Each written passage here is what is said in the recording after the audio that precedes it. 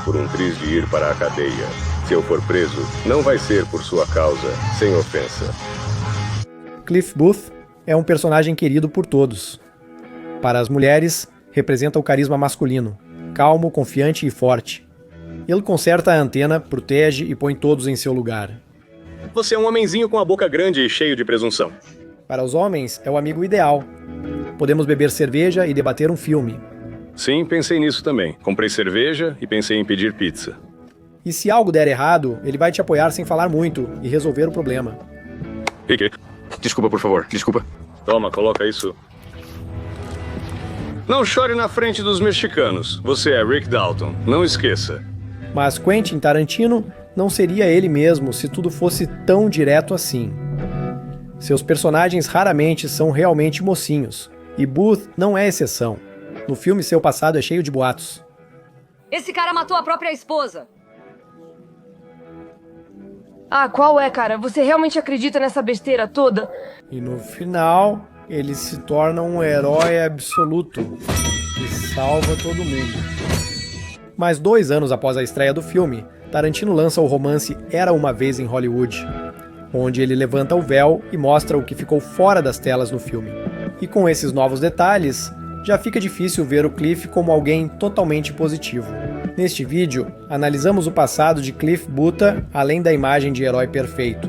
O que realmente aconteceu com a esposa dele, qual é a história sangrenta ligada à sua cachorra Brandy e que problema social doloroso Tarantino esconde por trás da imagem desse cara carismático e, à primeira vista, simples.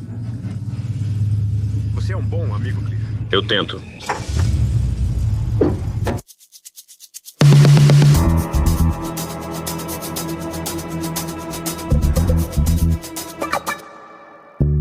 A discussão sobre Cliff Booth geralmente começa com seu parceiro Rick Dalton. Rick Dalton é um típico herói de cinema de Hollywood. Na tela, ele é duro, confiante e invencível.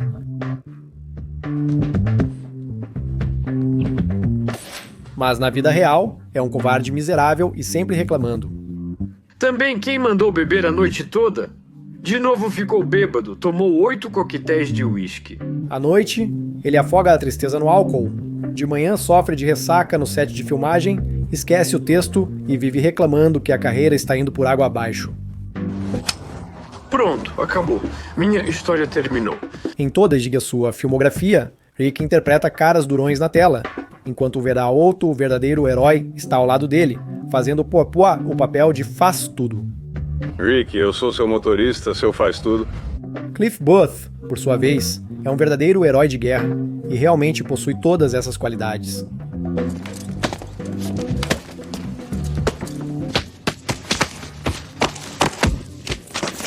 Porém, ele não possui piscina ou luxo, ele vive num trailer nos fundos de Hollywood.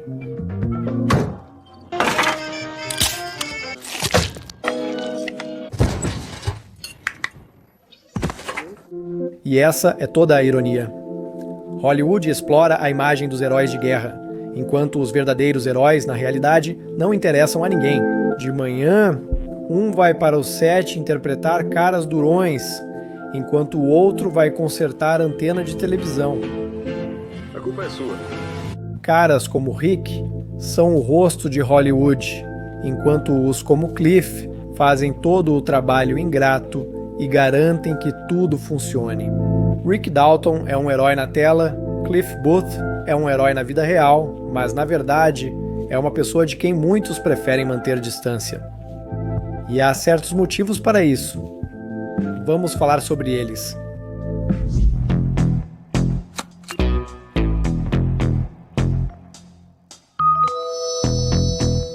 O passado de Cliff Booth no filme quase não é mostrado, apenas citado que ele foi herói de guerra. Mas ele é um herói de guerra.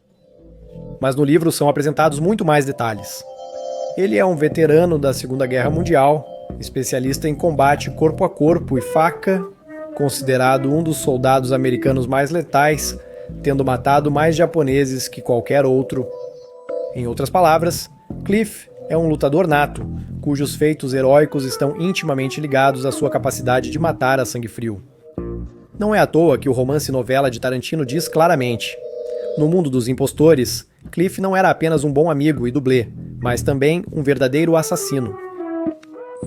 O filme sugere, sem detalhar, o mistério da morte de Billie, esposa dele. No filme, isso é mostrado através de um breve flashback.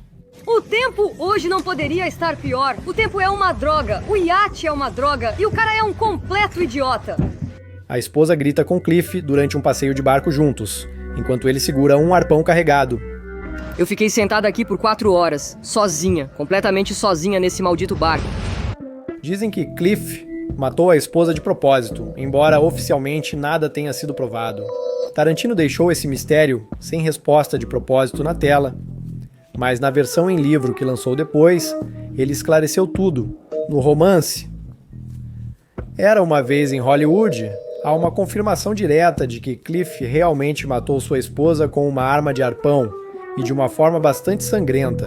O arpão perfurou abaixo do umbigo e a dividiu ao meio.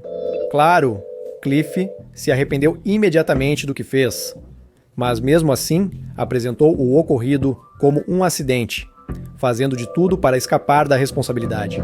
Ele lidou com a situação com uma frieza incrível e um cálculo quase psicopático. O que está feito, está feito. Ele não tinha intenção de ir para a prisão e, o mais interessante, é que ele nem sequer se considerava um criminoso. Segundo ele, tudo aconteceu por acaso. O gatilho era sensível, foi instinto, e Billie também era uma verdadeira peste, e dificilmente alguém sentiria falta dela. O quê? Não vai falar comigo? Não quer brigar? Pois eu quero. Assim, o livro confirma, Butt é realmente um assassino, a sangue frio que escapou do castigo. Mas é curioso que esse não foi o primeiro e nem o último assassinato na biografia dele. No livro, são descritos pelo menos mais 2 episódios. Nos anos 50, ele matou 2 bandidos a tiros bem na pizzaria, e fez isso de forma demonstrativa, garantindo a eles que nada aconteceria com ele, porque era um herói de guerra. Ele disse o seguinte para eles: aposto qualquer coisa que vou sair impune disso, porque sou um herói de guerra, e vocês 2 são apenas lixo italiano degenerado. Quando os bandidos tentaram reagir, ele atirou na cabeça de cada um e disparou mais 2 vezes no final, o que já não fazia sentido.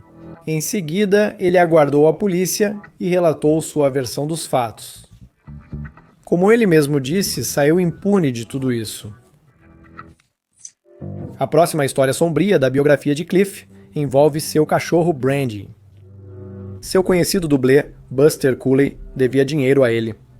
Certo dia, ele surgiu para Cliff com Brandy e falou que não tinha dinheiro, mas possuía algo melhor. Um cachorro que poderia lhes render uma fortuna em rinhas de cães. Brandy provou ser talentosa e trouxe muitas vitórias. Certa vez, Brandy se machucou e seu desempenho caiu gradualmente. A recuperação completa exigia tempo, mas Buster teve uma ideia genial. Se não deixar o cachorro se recuperar, é quase certo que ele não sobreviverá à próxima luta. Como Brandy nunca tinha perdido antes, ninguém apostaria na derrota dela. Mas se fizermos isso nós mesmos, o prêmio será enorme. Só que para o cachorro, essa luta será a tua última. Essa ideia deixou Cliff tão indignado que a discussão virou uma briga, na qual ele quebrou o pescoço do amigo. O mais assustador é a reação dele depois. Até as 2 da manhã, ele viu televisão ao lado do corpo de Buster. Depois, pôs o cadáver no porta-malas, Brandy no banco da frente e foi para Compton, onde deixou o carro com as chaves no parasol. Cliff Booth não procurava brigas sem motivo, mas, se as circunstâncias exigissem, agia de forma implacável e, ao que tudo indica, com prazer. Curiosamente, esse lado sombrio de Booth permanece oculto quase até o final do filme. A natureza mortal do personagem só é totalmente revelada no famoso final com a gangue de Manson.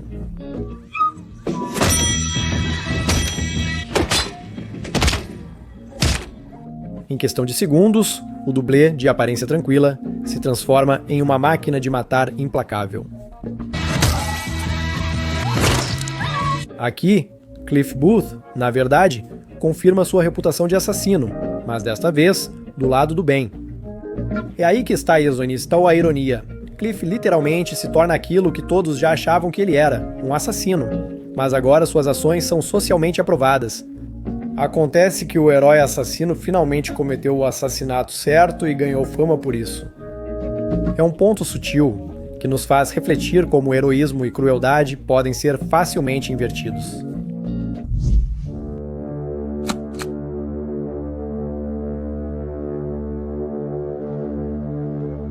A imagem de Cliff Booth levanta uma questão importante. O que acontece com uma pessoa acostumada à guerra e ao assassinato quando ela retorna à vida pacífica? Os atores são ruins. Eles repetem falas escritas por outros e simulam mortes enquanto pessoas morrem de verdade diariamente no Vietnã. A história conhece muitos exemplos de heróis de guerra que, em tempos de paz, se tornaram párias incapazes de se encaixar na sociedade.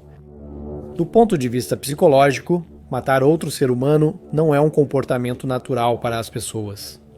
O tenente-coronel Dave Grossman, pesquisador da psique militar, escreveu que a maioria das pessoas possui uma barreira interna muito forte contra tirar a vida de outra pessoa. Mesmo em guerra, muitos soldados evitam matar o inimigo. Pesquisas da Segunda Guerra Mundial indicam que só 15% a 20% dos soldados de infantaria atiravam no inimigo durante o combate. Ao notar isso, o Exército dos Estados Unidos da América revisou seu treinamento. Os soldados passaram a ser treinados especificamente para superar a aversão inata a matar, utilizando métodos de reflexos condicionados, tiro em alvos com forma humana, simulação de situações de combate e uma resposta positiva imediata como reforço ao disparo. Os americanos conseguiram fazer com que, na Guerra da Coreia, a proporção dos que atiravam aumentasse para mais de 50%, e no Vietnã, para incríveis 95%. Em outras palavras, os soldados eram praticamente treinados para matar sem pensar, atingindo o alvo de forma automática. No entanto, essa militarização da psique tem um lado negativo. Grossman observa que o preço por remover os bloqueios naturais foi o transtorno de estresse pós-traumático em massa. Quando o soldado não reflete sobre o valor da vida do inimigo, as consequências inevitavelmente afetam sua própria psique. Ao voltar para casa, muitos veteranos enfrentam problemas emocionais como culpa, ansiedade, agressividade e alienação. Segundo estatísticas, quase metade dos militares que combateram tem dificuldade de se adaptar à vida civil. Em um estudo, 46% dos veteranos de combate acharam difícil voltar à vida pacífica. O hábito de estar constantemente em alerta e viver sob adrenalina impede o funcionamento normal em um ambiente tranquilo. A pessoa pode sentir que não encontra seu lugar entre pessoas que não compartilham de sua experiência. Os problemas das pessoas ao redor pareciam insignificantes, perto das questões de vida ou morte que ele enfrentava diariamente na guerra. Daí surgem dificuldades sociais e psicológicas. Famílias se desfazem. Ex-soldados frequentemente sofrem com alcoolismo e colapsos nervosos. Alguns buscam adrenalina e acabam entrando para o crime. Vale ressaltar que a maioria dos veteranos não se torna criminosa. Eles encontram forças para se adaptar ou procuram ajuda. No entanto, estatísticas indicam maior risco de violência entre alguns que retornam da guerra. Por exemplo, veteranos com transtorno de estresse pós-traumático, apresentam um nível muito mais alto de agressividade doméstica. Em estudo com veteranos do Vietnã, 33% dos participantes com transtorno de estresse pós-traumático admitiram atos violentos contra familiares no último ano. Entre veteranos sem transtorno de estresse pós-traumático, esse número foi de apenas 13,5%. Ou seja, a experiência traumática de combate quase triplicou a probabilidade de violência doméstica. Ex-militares costumam se envolver mais em crimes graves. De acordo com o Departamento de Estatísticas dos Estados Unidos da América, 35% dos veteranos que cumprem pena em prisões estaduais foram condenados por assassinato ou agressão sexual, enquanto entre os demais presos, essa proporção era de cerca de 20%. Esses números não significam que o serviço militar automaticamente torna a pessoa propensa ao crime. Na verdade, eles destacam que pessoas com passado de combate muitas vezes carregam um fardo psicológico único, que sem o devido apoio pode resultar em incidentes trágicos. Psicólogos chamam a atenção para o fenômeno da dependência de adrenalina em alguns veteranos. Acostumados à intensa excitação do combate, essas pessoas sentem um vazio na rotina pacífica e buscam, mesmo sem perceber, situações para reviver sensações fortes. Vamos fazer uma luta amigável? Ótima ideia, Carlo. A imagem de Cliff Booth se encaixa perfeitamente nessa questão. Ele nunca deixou de ser soldado, mesmo que a guerra para ele tenha acabado há muito tempo. Tarantino de fato demonstra a situação. E se uma pessoa com as habilidades e a mente de um assassino vivesse entre nós, sob a máscara de um cara simpático? Escuta aqui, Ruiva. Eu vou embora de qualquer jeito e isso não vai me impedir. Cliff não sofre de transtorno de estresse pós-traumático. Ele não é atormentado por pesadelos. Ele não entra em depressão. Pelo contrário, a guerra o deixou tão tranquilo com a violência que matar se tornou para ele tão comum quanto consertar uma antena de televisão. Você está procurando quem? Eu vim fazer o trabalho do diabo. Não, se o seu nome era mais idiota, tipo... No livro, Rick se surpreende com o sangue frio de Cliff e pergunta como ele conseguiu cortar 16 inimigos com uma faca em combate. Butch responde de forma simples. Ele atacava por trás e cravava a lâmina até o inimigo morrer. Para ele, era apenas rotina. Episódios assim complementam o retrato psicológico de uma pessoa acostumada a matar. Ele não sofre com dilemas morais e não duvida da legitimidade de suas ações. Claro, a maioria dos que voltam da guerra não vira assassino frio. Muitos carregam culpa por quem mataram ou não salvaram pelo resto da vida. Nesse sentido, Cliff Booth é a imagem do soldado ideal que desligou a empatia dentro de si. Psicólogos chamam essas características de dissociação ou sociopatia. Falta de arrependimento, carisma, calma e disposição para violência sem emoção.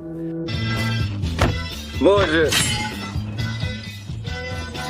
Vai se ferrar! A imagem de Cliff nos faz refletir sobre o destino dos que retornaram da guerra. Qual é o preço do heroísmo baseado na violência? O que sente uma pessoa para quem matar se tornou um ofício? Ele pode ser um herói na vida em tempos de paz ou está condenado a permanecer um eterno excluído? Não gosto dele. Por causa dele, o clima no set já não é o mesmo. Mas ele é herói de guerra. Tarantino não dá respostas diretas, mas o exemplo de Cliff Booth mostra que existe um problema. Um herói de guerra, essencial na linha de frente, torna-se perigoso demais na vida civil. A sociedade pode admirá-los ou ser amiga deles, como Rick Dalton, mas dificilmente confiará totalmente. Afinal, ao lado de uma pessoa assim, sempre paira a dúvida. E se ele realmente matou a própria esposa? Cliff Booth é um dos personagens mais marcantes e polêmicos de Tarantino, e não surpreende que Brad Pitt tenha levado o Oscar por esse papel.